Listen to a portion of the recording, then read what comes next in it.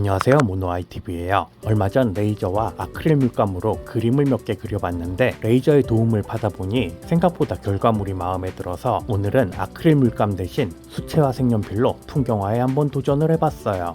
이 사진은 신혼여행 때 찍은 사진인데 이 느낌을 그대로 살릴 수 있을지는 모르겠지만 완성해서 와이프한테 주면 참 좋아할 것 같아요. 기왕 선물할 거 너무 작은 것보다는 그래도 어느 정도 크면 좋겠죠. 원본 사진을 분할해서 레이저 CNC에 넘겨준 다음 각인을 시작해줘요. 열심히 각인하고 있는데 퀄리티가 꽤 괜찮아요. 최근엔 각인 작업에 이 라제르 비다를 주로 사용하고 있는데 작업 세팅이 편해서 그렇기도 하지만 각인 시 음영의 단계가 풍부한 편이라서 각인 결과물이 마음에 들어요. 원패스 각인임에도 불구하고 꽤 괜찮아 보이죠. 원본 사진을 6조각으로 분할해서 한 조각씩 각인을 해줬어요. 이젠 본격적으로 색칠을 해줄 텐데 오늘은 색연필 중에서도 수채화 색연필을 사용할 거예요. 수채화 색연필이 뭐냐고요? 색연필은 색연필인데 물이 묻으면 마치 수채화 물감처럼 번지면서 물감의 특성을 갖게 되는 그런 신기한 녀석이에요. 저 같은 똥손도 도구의 힘을 빌어서 어려운 수채화를 그릴 수 있게 해주는 마법 같은 녀석이기도 하죠. 밑그림은 보시는 것처럼 레이저가 충분히 정교하게 그려줬으니까 이젠 마음 편하게 색칠만 해주면 돼요. 먼저 배경인 하늘과 바다색을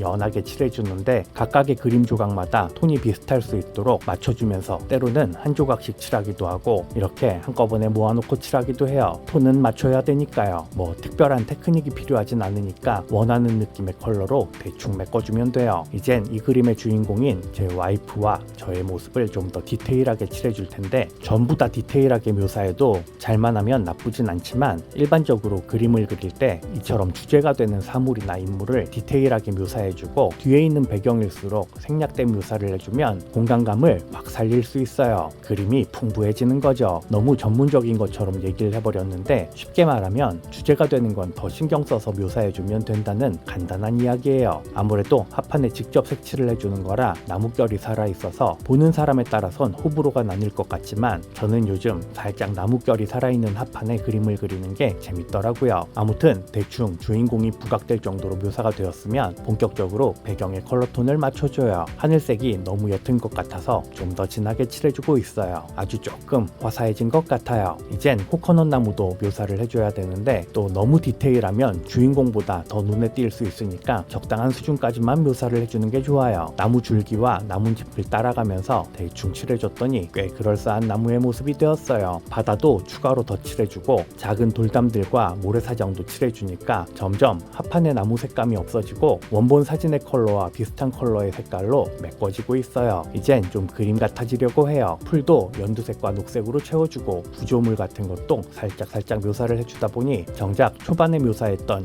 제 와이프와 제 모습이 다시 묻히기 시작해서 한 단계 더 디테일한 묘사를 해주고 있어요. 전체적인 느낌에서 아주 크게 티가 나지 않는 한도 내에서 최대한 디테일하게 묘사를 해주다 보니 조금씩 입체감이 살아나면서 색감이 풍부해지는 것 같아요. 이제 결정을 해줄 차례예요. 완전히 수채화 느낌이 나도록 붓에 물을 적셔서 뭉개줄 것이냐 아니면 색연필의 느낌을 살려서 정리해줄 것이냐 은근히 고민되고 있어요. 사실 진짜 그림을 그리는 분들은 스케치를 할 때부터 어떻게 묘사할지 머릿속에 모두 들어있기 때문에 이렇게 꽤 많이 진행된 상태의 그림에서도 한순간에 원래 계획했던 스타일대로 한 번에 확 뒤집을 수 있지만 저 같은 일반인들은 지금까지 힘들게 그린 게 망가질까봐 조심조심하게 되는 게 사실이에요. 아무래도 수채화 붓을 대는 것까진 좀 무섭고 전체적인 배경색이 좀 우중충한 느낌이라 차선책으로 흰색 마커를 사용하기로 해요. 흰색 수성 마커에 물을 조금 타서 묽게 만들어준 다음 배경색에 문질러주면서 색감을 보정하고 있어요.